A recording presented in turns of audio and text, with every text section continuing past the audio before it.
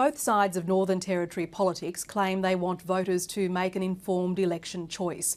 But Labor and the Country Liberals are holding back information voters might need to make a decision with their eyes wide open. Jane Barden reports. Labor is again warning rallying public servants about job cuts.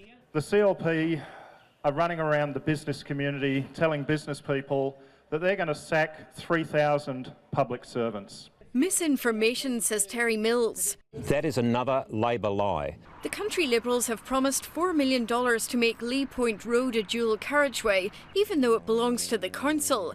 But the opposition is giving Treasury just one day to test all of its financial commitments. Those costings will be available, costed by Territory Treasury on Thursday. Why didn't he submit his election commitments to Treasury by the deadline of 5 o'clock yesterday? Both parties have committed money for reducing storm flooding in Rapid Creek. But in a Johnson electorate debate, the Country Liberals complained they were denied access to the government-commissioned flood mitigation report. It hasn't been published, so it's quite impossible to do a costing when you're sitting on the report.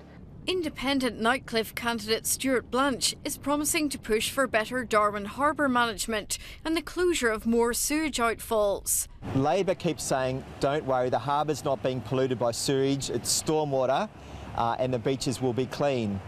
So why don't they release the reports? Labor says it's consulting before releasing the Rapid Creek flooding report, and it wants more information from the Harbour Task Force authors before releasing their report. There have been reports released, interim reports released, very clearly showed that it was contamination from stormwater drains. Preferences will be important in many close-run seats. Here in Nightcliff, Labour's asking its supporters to preference the Greens and Stuart Blanche. The Greens, in turn, are preferencing the Sex Party and Independents in most of the seats they're contesting before Labour and then the Country Liberals. That's for the Greens to answer. They can make their own decisions, but it's Territorians that will be making the decision August the 25th. With or without all the information. Jane Barden, ABC News.